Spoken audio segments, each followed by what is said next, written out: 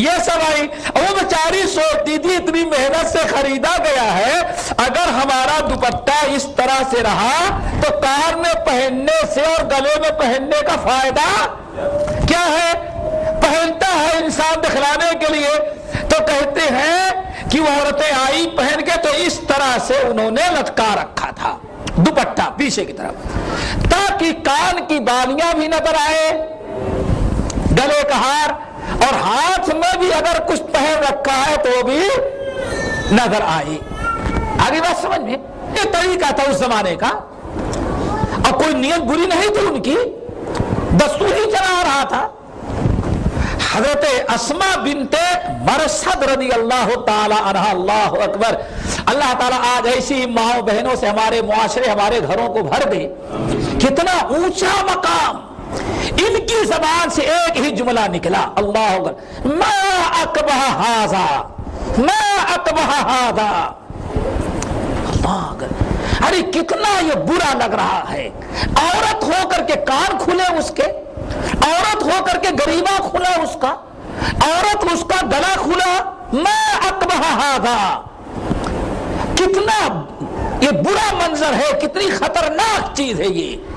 ایک جملہ انہوں نے استعمال کیا، لیکن نبی علیہ السلام کا فرمان ہے، صحیح ہے کہ کئی روایتیں ہیں، آپ نے ساتھ روایت، اے لوگو ان من عباد اللہ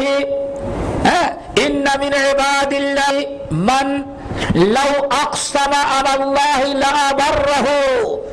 اے لوگو تمہیں پتہ نہیں چلتا یہ اللہ کے بندوں میں کتنے اللہ کے بندے اور بندیاں ایسی ہیں، ان کے لباس کو نہ دیکھو، ان کے غربت کو نہ دیکھو، وہ کس حال میں ہے، کس پریشانی میں نہ دیکھو، لیکن وہ ہر ساتھ قسم کی پریشانیوں کے باوجود اپنے دین، اپنے ایمان، اپنے تقوی، اپنے پرہیزگاری، اپنے حب الہی اور حب رسول اور برائیوں کی نفرت کی بنا پر ان من عباد اللہ من لو اقسم علی اللہ لابرہ، انہوں نے اپنے نیک اعمال، ایمان اور اسلام کی برکت سے انہوں نے اللہ تعالیٰ کے ہاں اپنا اتنا اونچا مقام اور مرتبہ بنا رکھا ہے کہ جب وہ کسی چیز کی قسم کھا لیتے ہیں تو اللہ ان کی قسم کو فوراً پورا کر دیتا ہے.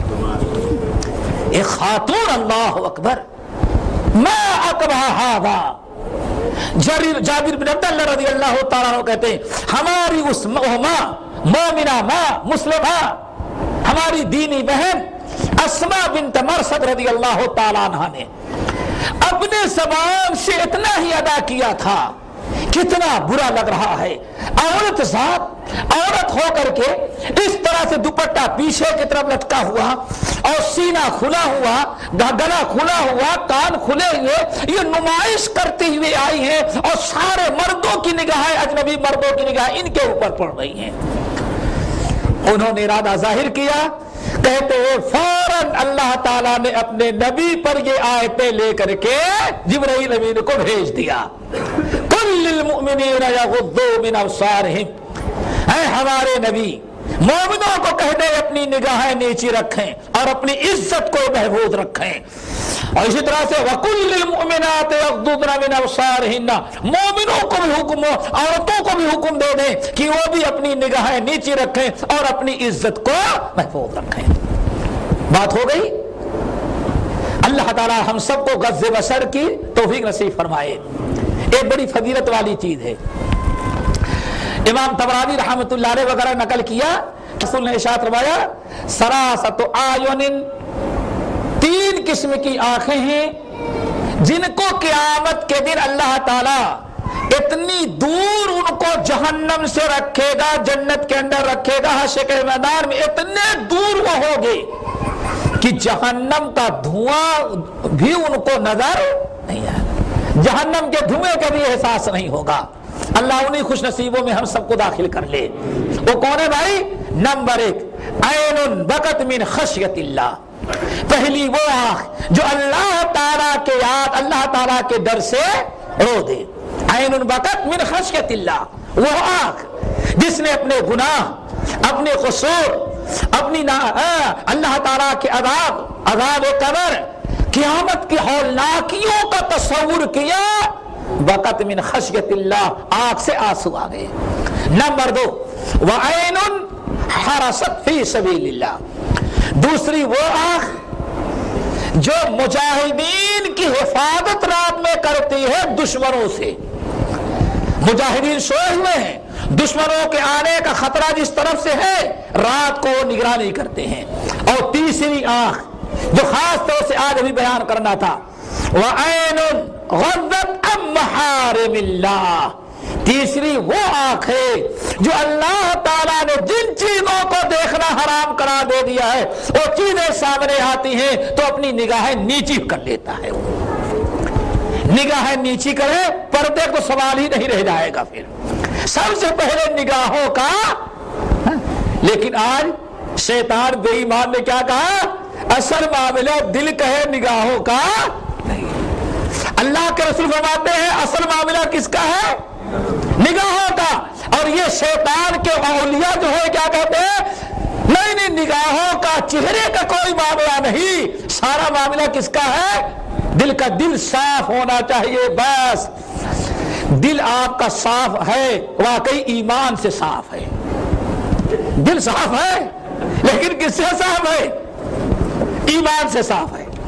دل صاف ہے کہ شریعت کے محبت سے آپ کا دل صاف ہے، دل آپ کا بہت صاف ہے، لیکن کتاب و سنت کی تعلیمات سے آپ کا صاف ہے، لیکن کفار و مشرکین اور برائیوں کی محبت سے آپ کا دل بھرا ہوا ہے۔ کیوں میرے بھائی؟ ایک صحابی نے کہا یا رسول اللہ ہم تو آپ کے ہاں سے چلے جائیں گے، ہمیں پتا کیسے چلے کہ یہ چیز حلال ہے کہ حرام؟ ہم کہاں تک ڈھونڈتے رہیں گے پوچھنے کو بھائی یہ چیز حلال ہے یا حرام؟ پتا کیسے چلے؟ آپ کے ہاں تو میں چلا جاؤں گا اور آپ یہیں رہ جائیں گے، ہم کسی اور جگہ اور آپ یہاں، ہمیں مسئلے کی ضرورت پڑے گی تو کیسے پتا چلے گا کہ حلال ہے یا حرام؟ آج فرمایا اللہ کے بندے استفت قلبک، مومن ہو بھلا یا رسول اللہ، آج فرمایا مومن ہو تو سب سے پہلے اپنے دل سے فتویٰ پوچھو تم۔ اگر تمہارے دل میں ایمان ہوگا تو کبھی بے ایمانی کی چیزوں کے کرنے کا تمہارا دل آمادہ نہیں ہوگا۔ اللہ تعالیٰ ہمارے دلوں کو ہر قسم کی برائی سے صاف کر دے، دین کی محبت، رسول کی محبت، اپنی محبت، شریعت کی محبت سے بھر دے۔ اسی لیے نگاہوں کے نیچے رکھنے کا یہ بات ہم پردے بھی بلا رہے ہیں، لیکن نگاہوں کا مسئلہ سمجھ تاکہ آگے جو بات آئے سمجھ میں آئے کہ ہاں نگاہوں کے نیچے ہی رکھنے کا سارا معاملہ ہے۔ امام مسلم، امام ترمذی، امام ابو داؤد رحمہ اللہ، حضرت جریر بن عبداللہ البجلی رضی اللہ تعالیٰ عنہ سے پوچھا یا رسول اللہ، اللہ ایک آیت نازل ہو گئی تو اب ذرا لوگوں کا عمل ذرا دیکھیں۔ یہ جب آیات نازل ہو گئی تو لوگوں کا عمل ذرا دیکھیں۔ اللہ اکبر۔ کہنے لگے یا رسول اللہ النظرۃ الفجأۃ، ذرا آپ بتائیں نگاہیں نیچے تو رکھتا ہوں، اللہ نگاہیں نیچے رکھتا ہوں الحمدللہ۔ جریر بن عبداللہ البجلی کہتے ہیں جب اللہ نے آیت نازل کر دی اے نبی ایمان والوں کو کہنے اپنی نگاہوں کو نیچے رکھو، تو اب صحابہ کرام نگاہیں نیچی کر لیے۔ تو جریر بن عبداللہ البجلی کہتے ہیں یا رسول اللہ، بڑے گھبرائے ہوئے دن آئے، یا رسول اللہ نگاہوں کی بڑی حفاظت کرتا ہوں، بچا رکھتا ہوں، نیچے رکھتا ہوں، لیکن اچانک کبھی کسی پر نگاہ پڑ ہی جاتی ہے، وہ کیسے؟ نگاہیں نیچے کیے ہوئے، لفٹ کھلی سامنے، عورتیں انتظار میں کھڑی ہیں، آپ نہیں چاہتے تھے، اس راستے سے جا رہے تھے، اچانک آپ نے ٹرن لیا، کہیں سامنے عورتیں آ گئیں، تو اس سے کبھی انسان بچ نہیں سکتا۔ لیکن حضرت صحابہ کرام اس سے بھی خوف زدہ ہو گئے، یا رسول اللہ ہم نگاہوں کو نیچے تو رکھتے ہیں، لیکن کبھی کبھار اچانک کسی پر نگاہ اٹھ گئی تو اس پر بھی اللہ تعالیٰ کہاں پکڑ ہوگی؟ اللہ اکبر۔ آپ نے ارشاد فرمایا نگاہیں اگر اچانک پڑ گئی تو کہتے فَأَمَرَنِي ان اصرف بصری، اللہ رسول نے فرمایا اچانک نگاہ پڑ جائے تو اس کا علاج ہے فوراً اپنی نگاہ ادھر سے موڑ لو، گناہ سے بچ جاؤ گے۔ لیکن اب نگاہ پڑ گئی اللہ تعالیٰ کے ہاں تمہاری پکار ضرور ہوگی۔ حضرت